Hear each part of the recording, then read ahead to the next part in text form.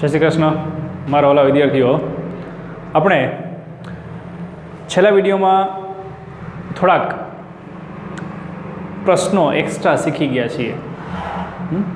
આવડી ગયા હશે, મજા આવી હશે બધાને.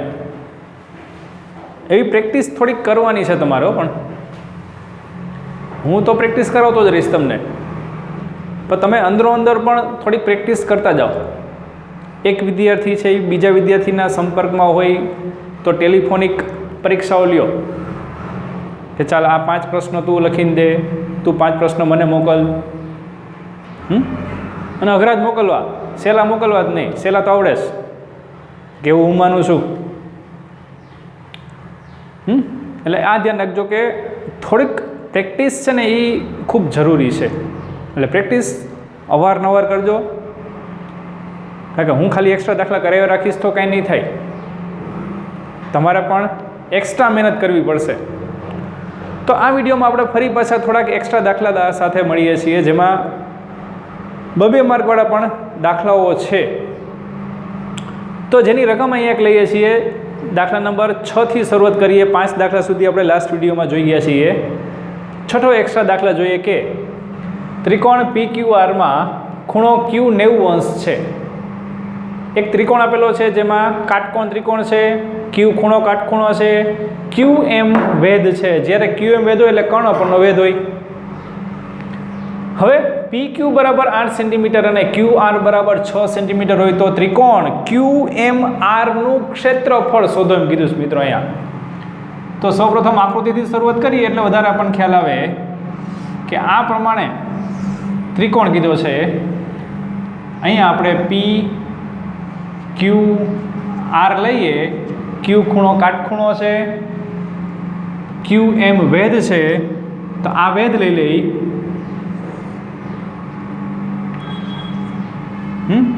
હવે PQ બરાબર 8 સેન્ટીમીટર એટલે કે આ 8 આપેલું છે, અને QR બરાબર 6 સેન્ટીમીટર એટલે કે આનું માપ 6 છે. તો આ રેખાંકિત ભાગ જે કરેલો છે તે ત્રિકોણનું ક્ષેત્રફળ જોઈએ છે આપણે. આ ત્રિકોણનું ક્ષેત્રફળ કેમ મળે? તો કે જનરલી આપણે એમ કહીએ કે ક્ષેત્રફળ એટલે 1/2 ગુણ્યા પાયો ગુણ્યા વેધ. આ સૂત્ર છે ના. હવે આપણી પાસે બીજું એક પણ સૂત્ર છે. પ્રમેય નંબર 6.6 મુજબ તમે શોધી શકો છો. 2 સમરૂપ ત્રિકોણોના ક્ષેત્રફળનો ગુણોત્તર, એટલે એના પરથી ક્ષેત્રફળ આવ્યું. અનુરૂપ બાજુઓના વર્ગના સમપ્રમાણમાં હોય, પણ અહીંયા 2 બાજુ ક્યાં, કયા 2 ત્રિકોણ સમરૂપ લેવા, તો કે કાંઈ ખબર જ નથી. તો એના માટે થોડીક આ રીત આપણે અહીંયા લઈએ છીએ કે જે ત્રિકોણ PQR છે એની 2 બાજુ ખબર છે, ત્રીજી બાજુ એટલે કે કર્ણ શોધી લઈએ કે ત્રિકોણ PQRમાં ખૂણો Q બરાબર 90° છે.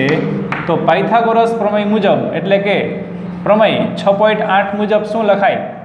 તો કે PR² બરાબર PQ² પ્લસ QR². પ્રમેય 6.8. હવે PQ નું માપ આપેલું છે 8 નો વર્ગ અને QR નું માપ છે 6, તો અહીંયા 6 નો વર્ગ લઈએ એટલે થશે 64 + 36. આ મળ્યું આપણને PR². તો PR² બરાબર બંનેનો સરવાળો થાય 100 અને એનું વર્ગમૂળ આપણે જો લઈએ તો PR નું મૂલ્ય મળ્યું 10. વિદ્યાર્થી આનું કારણ શું આ શોધવાનું તે હજી ખબર ન પડે. મને ખબર છે એટલે મારે શોધી લીધું છે. જો તમે ડાયરેક્ટ 6.6 નો ઉપયોગ કરો તો અહીંયા આવી નટકો આનું માપ તમારે એમાં ઉપયોગમાં લેવાનું છે. મેં પહેલાં શોધી લીધું છે. રાઈટ. ચાલો હવે આપણે રેખાંકિત કરેલા ભાગનું ત્રિકોણનું ક્ષેત્રફળ એટલે કે આ ત્રિકોણનું ક્ષેત્રફળ જોઈએ છે તો કેમ મળશે? તો કે આ ત્રિકોણ મૂળ ત્રિકોણને સમરૂપ થાય કે ન થાય? તો કે હા થાય. પ્રમેય 6.6 આપણે શીખી ગયા છીએ. પ્રમેય 6.7 શીખી ગયા છીએ. બેનો કમ્બાઈન ઉપયોગ કરવાનો છે. પ્રમેય 6.7માં આ વેધ છે તો વેધની બંને તરફના ત્રિકોણો મૂળ ત્રિકોણને સમરૂપ છે ને, તો 6.6 નો ઉપયોગ કરવા માટે પાછું બે ત્રિકોણ સમરૂપ તો જોશે ને. પ્રમેય નંબર 6.6 નો ઉપયોગ કરવો છે એટલે આપણે બે ત્રિકોણને સમરૂપ બતાવવા જોશે. તો કયા બે ત્રિકોણ સમરૂપ લેવાના છે? તો કે પ્રમેય 6.7 મુજબ લઈએ. ત્રિકોણ કયો? QMR ને સમરૂપ ત્રિકોણ મૂળ ત્રિકોણ કયો? તો કે PQR થાય. તમને મેં રસ્તો શીખવાડ્યો છે, અહીંયાથી આમ હોય તો અહીંયાથી આમ જવાનું છે એ રસ્તો. તો QMR સમરૂપ ત્રિકોણ PQR. QMR અને PQR બંને ત્રિકોણ સમરૂપ હોય તો હવે પ્રમેય 6.6 લઈ શકો છો કે બે સમરૂપ ત્રિકોણના ક્ષેત્રફળનો ગુણોત્તર તેની અનુરૂપ બાજુઓના વર્ગના સમપ્રમાણમાં હોય છે. તો હવે એ ગુણધર્મનો ઉપયોગ કરી આપણે અહીંયા કે હવે પ્રમેય 6.6 મુજબ શું લખાશે?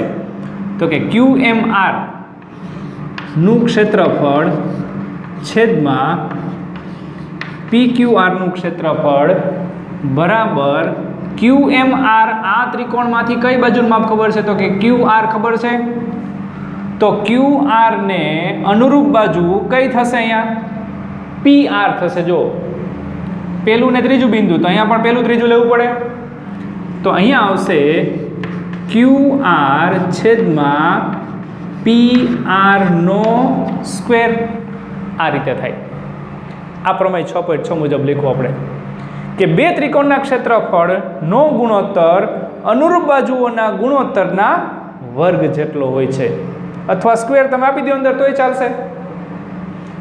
હવે આ ક્ષેત્રફળ શોધવું છે અંશનું, તો છેદનું ક્યાં આપેલું તમને? ત્રિકોણ PQR નું ક્ષેત્રફળ ક્યાં? તો કે ખબર નથી. હવે એમાં ઉપયોગ કરો 1/2 ગુણ્યા પાયો ગુણ્યા વેધ. જો કેવી વિવિધતા આવે છે આમાં. આ દાખલો એક છે પણ કેટલા બધા નિયમોનો ઉપયોગ આપણે કરીએ છીએ એક સાથે. પ્રમેય 6.7 નો ઉપયોગ કર્યો, 6.6 નો ઉપયોગ કર્યો, 6.8 લીધો, અને હજી ત્રિકોણના ક્ષેત્રફળનું જે સૂત્ર હતું મૂળ સૂત્ર એનો ઉપયોગ કરવાનો છે. તો ઘણું બધું આમાં ધ્યાન રાખવાનું છે મિત્રો. એટલે ધ્યાન રાખવું ખાસ. જે દાખલા કરાવું છે બધા અલગ અલગ પ્રકારના છે. તો 1/2 ગુણ્યા પાયો ગુણ્યા વેધ. પાયો કયો થશે? તો કે QR અને વેધ કયો થાય? QR ગુણ્યા PQ બરાબર QR નું માપ કેટલું છે? તો કે 6 છેદમાં PR છે 10 આખા કૌંસનો વર્ગ. હવે આ તો શોધવું છે. તો તેથી QMR છેદમાં 1/2 ગુણ્યા QR નું માપ 6 ગુણ્યા આનું માપ છે 8 બરાબર અહીંયા છેદ ઉડાડીએ 3, અહીંયા 5×2 10 બરાબર 3 નો વર્ગ એટલે 9, 5 નો વર્ગ એટલે 25. કૌંસ દૂર કરો.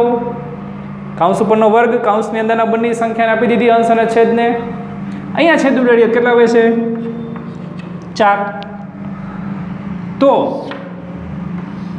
QMR છેદમાં આવશે 6 ચોક 24 બરાબર 9 ના છેદમાં કેટલા આવશે?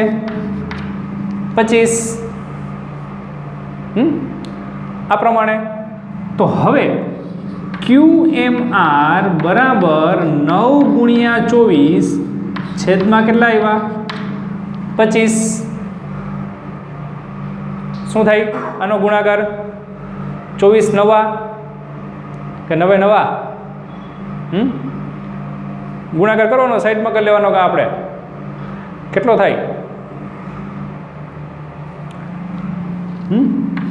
તો QMR 9 ચોક 36 3 9 દુ 18 ને 3 છેદમાં કેટલા આવશે? 25. આનો ભાગાકાર કરવાનો એટલે તમને જવાબ મળી જાય. QMR ત્રિકોણનું ક્ષેત્રફળ કેટલું આવશે? કરો જોઈએ ભાગાકાર. QMR બરાબર 216 ને 25 વડે ભાગાકાર જો ન કરવો હોય તો 2 ને 4 વડે ગુણો તોય ચાલે હો, પછી પોઈન્ટ મૂકવો પડે. 216 ને 25 વડે ભાગાકાર કરીએ, જો ભાગાકાર ન કરવો હોય તો તમારે બંનેને 4 વડે ગુણી લેવાના. પણ અહીંયા ભાગાકાર આપણને આવશે 8.64. આ QMRનું ક્ષેત્રફળ થયું મિત્રો. કેટલું? 8.64. આ ત્રિકોણનું ક્ષેત્રફળ મળી ગયું. આ રીતે મળે. ઘણા બધા નિયમોનો ઉપયોગ કરેલો છે આમાં, ડાયરેક્ટ નથી આ વસ્તુને ધ્યાનમાં રાખવાની. સમજાય કે વસ્તુ આ? હા, બીજી રીતે છે, નથી એમ નથી કહેતો, બીજી રીત છે. તમે લઈ શકો છો અહીંયા QM² કરીને આનું માપ શોધી લ્યો. હા, અડધું અડધું ન કરતા. આ વેધ છે, મધ્યગા નથી કે આ માપ 10 થઈ ગયું તો આ 5 લઈ લઈ PM અને MR. ના, 5 ન થાય, એ મધ્યગા નથી એટલા માટે હો, બાકી થઈ શકે. સમજે કે વસ્તુ બધાને આ? ઓકે. એવું નહીં કરવાનું કે મૂળ ત્રિકોણનું ક્ષેત્રફળ શોધીને એનું અડધું કરી નાખી, એ ન થાય. જો 8 6 48 ભાગ્યા 2 એટલે 24. 24 ના અડધા 12 આવે ના, તો એ પણ વસ્તુ શક્ય નથી એમ. એટલે આ રીતના આખો દાખલો ગણવાનો છે. સમજાય કે બધાને? ચાલો તો 7મા દાખલા તરફ જઈએ આપણે, જેની રકમ છે કે ત્રિકોણ ABCમાં P અને Q અનુક્રમે AB અને AC પરના બિંદુઓ છે. જો AP 3 PB 6 સેન્ટીમીટર હોય તો APQ અને ABCના ક્ષેત્રફળ પૂછ્યા છે અહીંયા. તો આકૃતિ કંઈક આ પ્રમાણે છે એની. આમ લઈએ,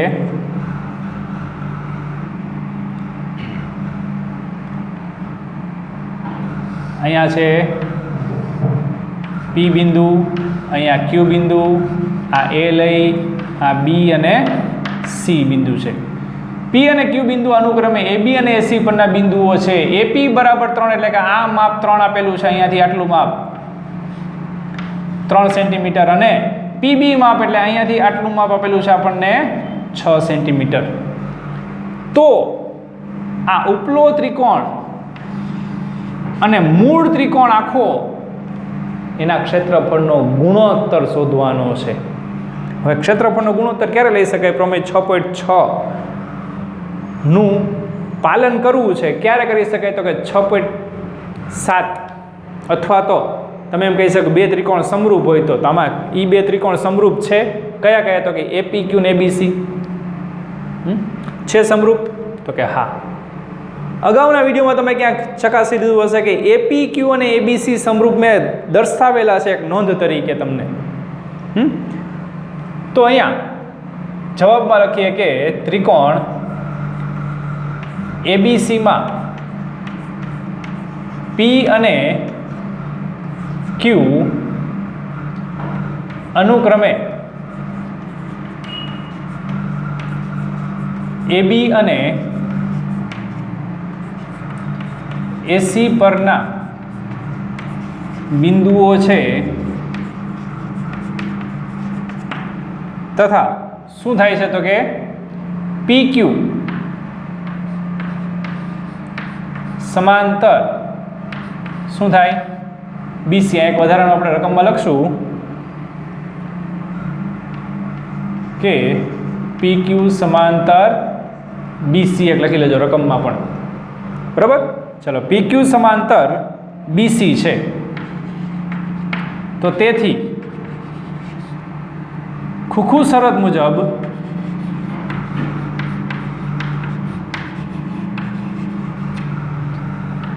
ત્રિકોણ APQ સમરૂપ ત્રિકોણ ABC થાય. APQ સમરૂપ ત્રિકોણ શું થાય? તો કે ABC થાય ને થાય.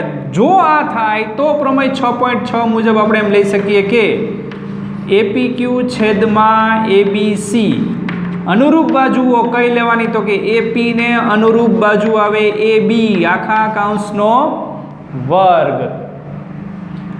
AP નું માપ અત્યારે લખતા નથી. AB એટલે શું થાય? તો કે બે બાજુનો સરવાળો એટલે કે AP પ્લસ PB એનો વર્ગ. હવે એમાં કિંમત મૂકી દઈએ તો એપીનું માપ છે 3 છેદમાં 3 વત્તા 6 નો વર્ગ એટલે કે 3/9 નો વર્ગ 3 તેરી 9 થાય તો આપણને એપીક્યુ છેદમાં એબીસી શું મળે તો કે 1/9 તો જવાબ તરીકે લખી શકો આમ કે આમ એપીક્યુ જેમ એબીસી બરાબર 1/9 છે આ બંને જે ત્રિકોણના ક્ષેત્રફળનો ગુણોત્તર પૂછેલો છે એ કેટલો મળે છે આપણને 1/9 ડાયરેક્ટ આ ન લખાયો 3/6 ન આવે કારણ કે એબી નું માપ કીધું છે અહીંયા એ બી લેવાનું છે અનુરૂપ બાજુ કઈ આવે તો કે એપી ને અનુરૂપ બાજુ એબી આવે છે તો એપી ને સંગત એબી છે અને એબી નું માપ નથી આપેલું તો આપણે વિચારવું પડે કે 3 વત્તા 6 બરાબર 9 થાય ઈ એબી નું માપ છે અથવા તમે અલગથી દર્શાવી દો પહેલા આગળ તોય ચાલે પણ આ ખાસ ધ્યાન રાખજો કે રકમમાં પીક્યુ સમાંતર બીસી લખવાનું છે બરાબર તો આ દાખલા નંબર 7 થયો તો આગળ લઈએ આપણે દાખલા નંબર 8 જેની રકમ છે કે ત્રિકોણ એબીસી સમરૂપ ત્રિકોણ પીક્યુઆર છે એબીસી અને પીક્યુઆર ઓલરેડી સમરૂપ તમને આપી દીધા છે એબીસી નું ક્ષેત્રફળ છે આ જેમ અહીંયા ક્ષેત્રફળ હતું એમ અહીંયા તમને ક્ષેત્રફળ આપેલું છે 28.8 જે એકમ હોય તે એકમ સ્ક્વેર ચોરસ એકમ કાંઈ પણ આવે પીક્યુઆર નું ક્ષેત્રફળ આપેલું છે 45 તો બીસી જેમ ક્યુઆર શોધો જેમ અહીંયા વર્ગ લીધા તેમ અહીંયા વર્ગમૂળ લેવા જોશે કેવી રીતના તો તે જવાબ જોઈએ અહીંયા કે અહીં ત્રિકોણ એબીસી સમરૂપ ત્રિકોણ શું છે તો કે પીક્યુઆર છે તો શું લખી શકાય પ્રમેય 6.6 મુજબ તો આવશે પ્રમેય 6.6 મુજબ બંને ત્રિકોણના ક્ષેત્રફળનો ગુણોત્તર એટલે કે એબીસી છેદમાં પીક્યુઆર બરાબર શું આવશે તો કે અનુરૂપ બાજુના ગુણોત્તરના વર્ગ જેટલો હોય તો અનુરૂપ બાજુ આપણે જે શોધવી છે ને તે લેવાય એટલે કે બીસી છેદમાં લેવાય ક્યુઆર આખા કૌંસનો સ્ક્વેર આ સ્ક્વેર નહીં કરો ને તો પૂરું થઈ ગયું આપણા માટે સ્ક્વેર છે ને ખૂબ જ જરૂરી છે એટલે સ્ક્વેર ફરજિયાત કરવાના છે જ હવે તો કે એબીસી નું મૂલ્ય આપી દીધું છે 28.8 તો અહીંયા લખીએ 28.8 છેદમાં આવશે 45 બરાબર બીસી છેદમાં ક્યુઆર નો સ્ક્વેર તો 28.8 છેદમાં 45 છે તો સાદુરૂપ દેવાનું છે તો પહેલા પોઈન્ટ દૂર કરો પોઈન્ટ દૂર કરીએ એટલે 288 નો દશાંશ આપણે દૂર કર્યો છે એટલે છેદમાં 10 આવશે તો 45 ના કેટલા લખાય 450 તો બીસી છેદમાં ક્યુઆર નો સ્ક્વેર બે વડે છેદ ઉડે છે અહીંયા આવશે 144 અહીંયા આવશે 225 144 અને 225 બંને પૂર્ણ વર્ગ સંખ્યા છે અને અહીંયા વર્ગ છે શોધવું છે આપણે કોનું મૂલ્ય તો કે કૌંસની અંદર જે છે તેનું મૂલ્ય શોધવું છે તો શું કરીએ તો કૌંસની અંદરનું મૂલ્ય મળી જાય તો કે આ વર્ગ દૂર કરવો પડે અને વર્ગ દૂર કેમ થાય તો કે બંને બાજુ વર્ગમૂળ લેતા તો અહીંયા 144 નું વર્ગમૂળ થશે 12 225 નું વર્ગમૂળ થશે કેટલું તો કે 15 બરાબર બીસી છેદમાં ક્યુઆર હવે આ જવાબ લખો તો ન હાલે પાછો બીસી છેદમાં ક્યુઆર છે એ અવિભાજ્ય હોવો જોઈએ અવિભાજ્ય છે તો અહીંયા છેદ ઉડે છે 3 વડે 3 ચોક 12, 3 પંચા 15. તો તેથી આપણને હવે જવાબ મળશે BC છેદમાં QR બરાબર 4/5. તો આમ શું કહી શકાય? તો કે આ જવાબ થશે આપણા માટે કે આમ BC જેમ QR બરાબર 4/5. તો આ આપણો આન્સર છે. આ પ્રશ્ન જે છે તેનો આન્સર આ પ્રમાણે મળ્યો આપણને. એટલે આ વસ્તુ તમારે ધ્યાનમાં રાખવાની. આ રીતે કે બાજુઓ પરથી ક્ષેત્રફળ શોધવું છે, ક્ષેત્રફળથી બાજુઓનો ગુણોત્તર શોધવો છે. એટલે બધી પ્રકારના આપણે દાખલાઓ જોઈએ છીએ. બરાબર? ચાલો આનો સ્ક્રીનશોટ પાડી લો સરસ મજાનો. તો આપણે આગળ લઈએ. હવે થોડાક વધારે દાખલાની પ્રેક્ટિસ કરીએ. જેમાં 9મો દાખલો અહીંયા આપેલો છે તમને, જેની રકમ છે કે ત્રિકોણ ABCમાં ખૂણો B 90° છે, BM એ વેધ છે, BM બરાબર 2√30 અને CM બરાબર 6 હોય તો AC શોધો. મિત્રો આ દાખલો આપણે લાસ્ટ લેક્ચરમાં એટલે કે લાસ્ટ વિડીયોમાં ભણી ગયા છીએ. એવો જ કંઈક દાખલો છે આ, માત્ર અસમય સંખ્યા અહીંયા આપેલી છે. તો કઈ રીતે ગણવાનો? તો કે સૌપ્રથમ આકૃતિ દોરવી કે આ કાટકોણ ત્રિકોણ છે.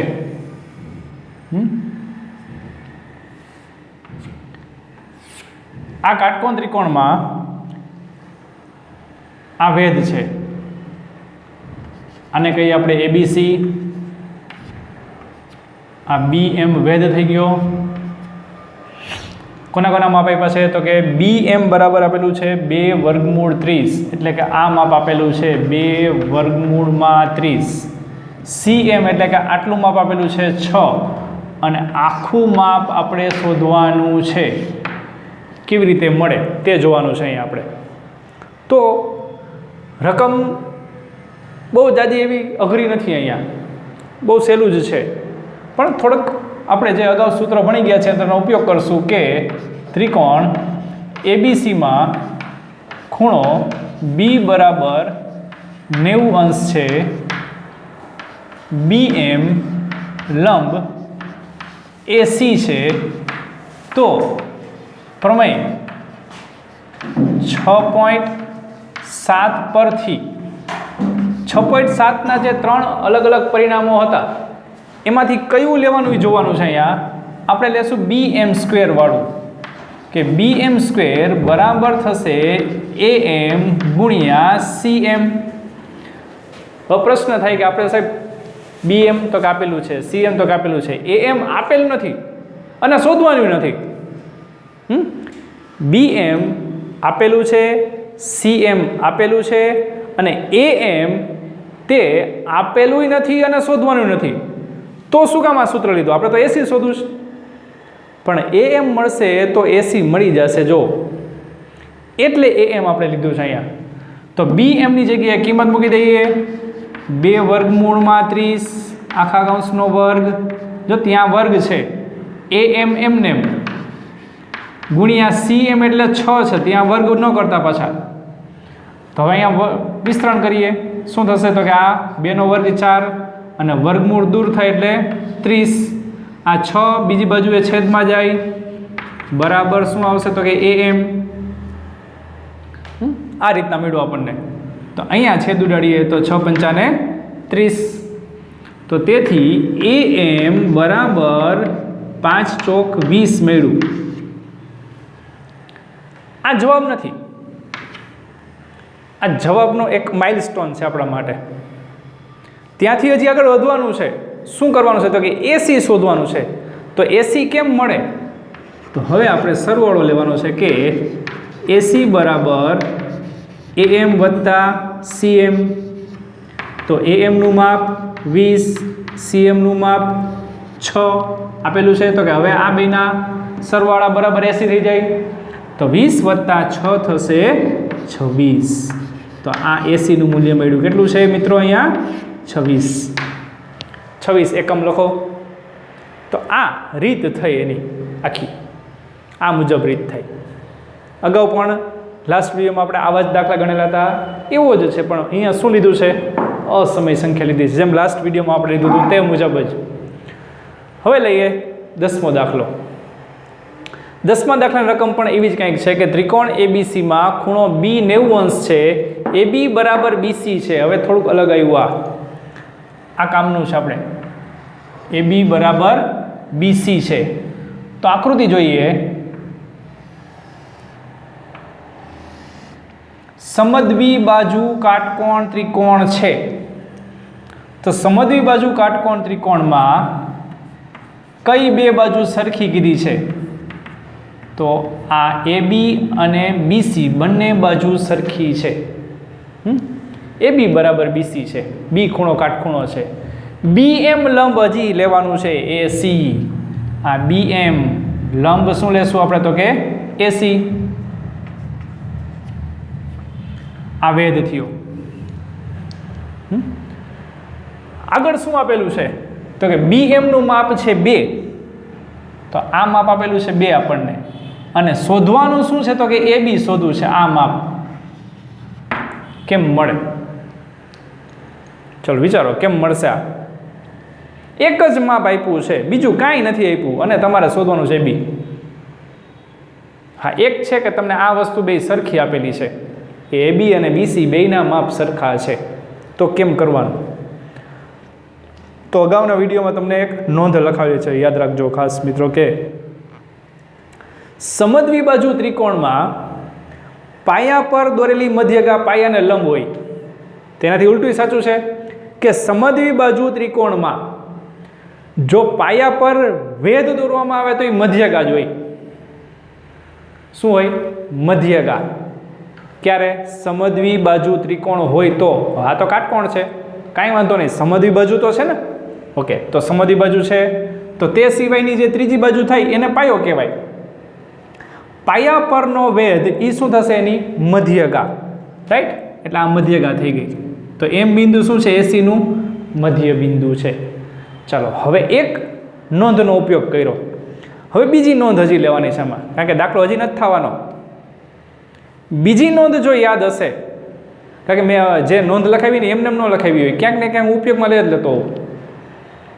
બીજી નોંધ તમને એમાં નીચે જ લખાવેલી હશે કે કાટકોણ ત્રિકોણમાં કર્ણ પરની મધ્યગાનું માપ કર્ણ કરતા અડધું હોય છે। તો આ કાટકોણ ત્રિકોણ છે, આને આપણે હવે મધ્યગા કહી દીધી છે। મધ્યગા કોના ઉપર છે? તો કે કર્ણ ઉપર। તો કર્ણનું માપ મળી જાય કે ન મળી જાય? કેમ? તો કે મધ્યગાનું માપ ખબર છે। મધ્યગાનું માપ કેટલું છે? તો કે 2, કર્ણનું માપ એના કરતાં બમણું થાય। 2 નોંધનો ઉપયોગ કર્યો છે જો અહીંયા। એક તો સમદ્વી બાજુ ત્રિકોણમાં પાયા પરની મધ્યગા પાયાને લંબ હોય, અથવા એનાથી ઉલટું કે વેધ છે એ મધ્યગા હોય, તો વેધ છે એ શું થઈ ગયું આપણા માટે? મધ્યગા। બીજી નોંધ કઈ ઉપયોગમાં લીધી? તો કે કાટકોણ ત્રિકોણમાં કર્ણ પરની મધ્યગાનું માપ કર્ણ કરતા અડધું હોય છે, તો એનો અર્થ કે આનું માપ 4 થશે। આ માપ અગત્યનું છે આપણા માટે, એસી માપ। તો લખીએ અહીંયા કે ત્રિકોણ એબીસીમાં સૌપ્રથમ તો આપણે લઈએ શું? તો કે એબી બરાબર શું છે? બીસી છે। તો તેથી બીએમ વેધ એ શું થશે? તો કે મધ્યગા થાય। આ એક પોઈન્ટ થયો। તથા ખૂણો બી બરાબર 90° છે, તો તેથી મધ્યગા બરાબર કર્ણ છેદમાં 2 થાય। ખૂણો બી બરાબર 90° હોવાથી મધ્યગા બરાબર શું થાય? કર્ણ છેદમાં 2। હવે તો કે એનું માપ તો ખબર છે, કેટલું છે મધ્યગા બરાબર? તો કે 2 બરાબર કર્ણ કયો છે? તો કે એસી, અને છેદમાં 2, તો તેના પરથી એસી બરાબર મળે 2 ગુણ્યા 2 એટલે 4। આ માપ પડ્યું આપણને કર્ણનું। હવે તો કે પાયથાગોરસ પ્રમેય લઈ શકો। શું આવશે? તો કે એબી વર્ગ વત્તા બીસી વર્ગ બરાબર એસી વર્ગ। કોના મુજબ? તો કે પ્રમેય 6.8 મુજબ। ખૂણો બી કાટખૂણો છે, ખૂણો બી કાટખૂણો હોય તો પાયથાગોરસ પ્રમેય મુજબ રહી શકાય ને? કાટખૂણો સમાવતી બે બાજુના વર્ગનો સરવાળો કર્ણના વર્ગ જેટલો હોય છે. હવે પ્રશ્ન થાય કે સર અહીંયા એ બી નથી ખબર ને બીસી નથી ખબર. સાચું છે, સાવ સાચું કહો છો તમે કે એ બી નથી ખબર ને બીસી નથી ખબર, પણ એ બી અને બીસી બે સરખા છે એ તો ખબર છે ને? બંને માપ કેવા છે? સરખા. તો એ બી શોધો કે બીસી શોધો, બે એક જ થાય. અથવા એમ પણ કહી શકાય કે એ બીની જગ્યાએ આપણે એમને રાખીએ અને બીસીની જગ્યાએ તમે એ બી લખી શકો આ રીતે, એ બી સ્ક્વેર પ્લસ એ બી સ્ક્વેર બરાબર એસીનું માપ મળી ગયું છે 4 એનો વર્ગ. તો તેથી 2ab સ્ક્વેર બરાબર થશે 4નો વર્ગ 16. તો એ બી સ્ક્વેર બરાબર 16/2 ગુણાકારમાંથી ભાગાકારમાં જાય. તો એ બી વર્ગ બરાબર મળ્યું આપણને કેટલા? 8. 8નું વર્ગમૂળ 4. સાચું ને? 8નું વર્ગમૂળ 4 થાય ને? આ ભૂલ કરી આપણે ઉતાવળથી. અહીંયા વર્ગમૂળ લેવાનું છે. તો એ બી બરાબર વર્ગમૂળમાં 8 અને વર્ગમૂળમાં 8 એટલે શું લખાય? તો કે 2 વર્ગમૂળ 2. તો તેથી એ બીનું માપ કેટલું મળ્યું આપણને? 2 વર્ગમૂળમાં 2 મળ્યું. આ માપ સાચું થયું. આ રીતે આ દાખલો થાય છે. અલગ આ કોઈ છે ને? બધા દાખલા તમને જે કરાવું છું એકબીજાથી ચડિયાતા હશે અને એકબીજાથી કંઈક અલગ રીતના થતા હશે. સમજી ગયો દાખલો કે આમાં પણ આપણે ઘણા બધા પોઈન્ટ્સનો ઉપયોગ કરેલો છે. નોંધ જે લખાવેલી છે એ એમને નથી લખાવતો હતો. આ ઉપયોગમાં ક્યાંક ને ક્યાંક આવતું જ હોય. આવા દાખલા આપણે ટેક્સ્ટ બુકમાં ન હોય. એક્સ્ટ્રા દાખલા એટલે તો કરાવેલું છે આપણે. તો હેડિંગ માર્યું છે એક્સ્ટ્રા તરીકે. રાઈટ? સમજાઈ ગયા બધાના દાખલા?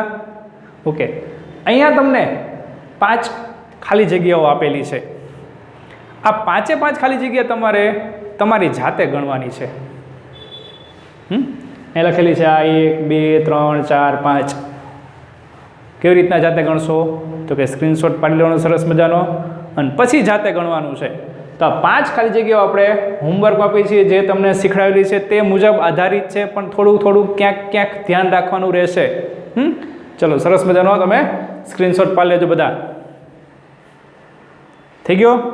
ચાલો તો અહીંયા આપણે આ ચેપ્ટરને પૂર્ણાહતિ કરીએ છીએ. સમજાઈ ગયું બધાને? આ ચેપ્ટર નંબર 6 જો કોર્સ જાય જ છે, પૂરો થવામાં છે. તમારે કેટલો થાય છે તમે જોજો. ખાસ તો અગત્યનું એ છે, ખાલી અમારે પૂરો કરવાનો, તમારે પૂરો કરવાનો સાથે સાથે. બરાબર? ચલો તો નવા વિડીયોમાં આપણે કંઈક નવા જ ચેપ્ટર સાથે ફરી પાછા મળીશું. ત્યાં સુધી જય હિન્દ, જય ભારત.